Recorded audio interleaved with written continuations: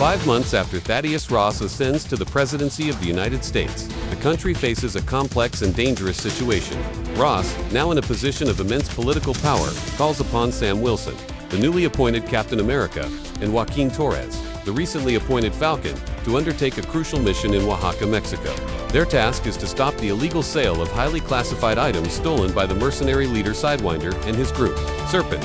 These items, which hold significant military value, were taken from a Japanese mining operation that had been extracting adamantium, a new and highly coveted metal.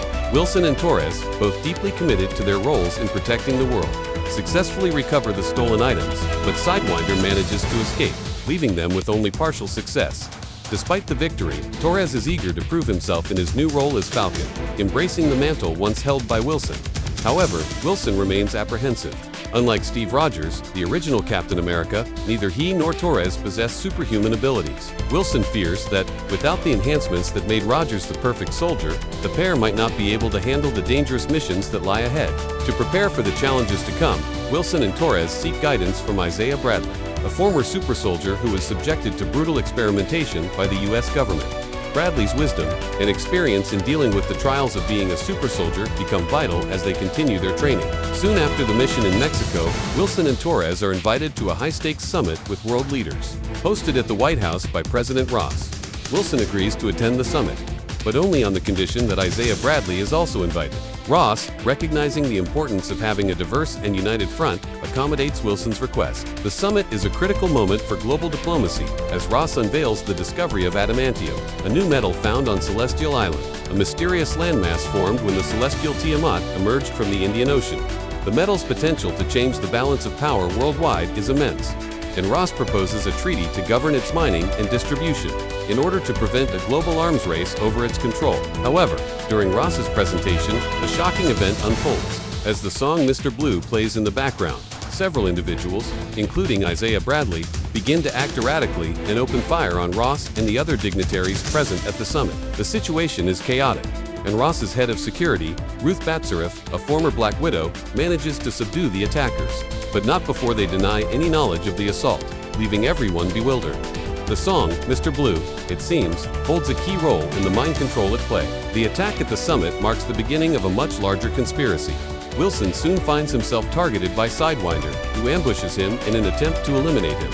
While Wilson is captured, Torres manages to track a phone call from Sidewinder to a covert location in West Virginia, known as Camp Echo 1.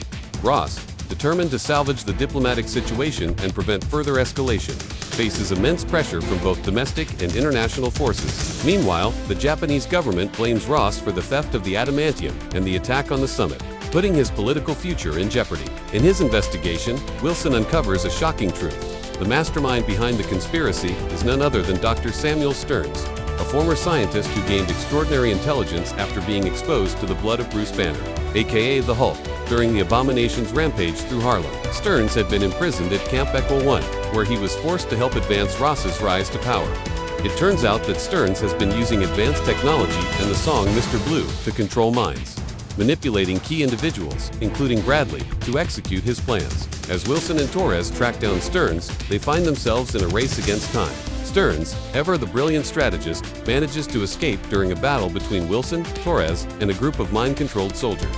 With the help of Batzaref, the trio manages to uncover Stearns' ultimate goal, to destroy Ross's reputation and expose the deep secrets that have been kept hidden for years. Stearns' actions have far-reaching consequences, and he intends to bring Ross's entire political career crashing down. The conflict reaches a boiling point when Wilson, Torres, and Batzaref travel to Celestial Island, where Ross and the Japanese Prime Minister are in a tense standoff over the control of the adamantium. Stearns seizes the opportunity to escalate the conflict, taking control of 2 American pilots and using them to attack the Japanese fleet. Wilson and Torres intervene, preventing a full-scale war from erupting, but the mission comes at a cost. Torres is critically injured in the fight, further heightening the stakes for the team. Back in the United States, Ross reveals to Wilson that he is dying from heart failure and that he had Stearns develop special pills to prolong his life. However, Ross's refusal to release Stearns from captivity fear that Stearns would stop producing the pills has led to Stearns' deep resentment and his plans for revenge. This revelation shakes Wilson to his core as he grapples with the ethical dilemmas surrounding Ross's actions and the cost of power. In a moment of personal reflection, Wilson finds solace in the company of his friend Bucky Barnes, who offers emotional support in the wake of the ongoing crisis. As the battle with Stearns escalates, the situation takes a tragic turn. Stearns kills Dennis Dunphy, a military ally who had uncovered the true nature of the pills Ross had been taking. Dunphy's death sends a shockwave through the group, and the gravity of the situation becomes undeniable. With Stearns finally captured, his actions and connections to Ross are publicly exposed. As Ross faces a press conference, the stress of the revelations triggers a violent transformation into the Red Hulk, wreaking havoc on the White House. In a tense confrontation, Wilson is able to incapacitate Ross, reminding him of a more human side by invoking memories of visits to Washington.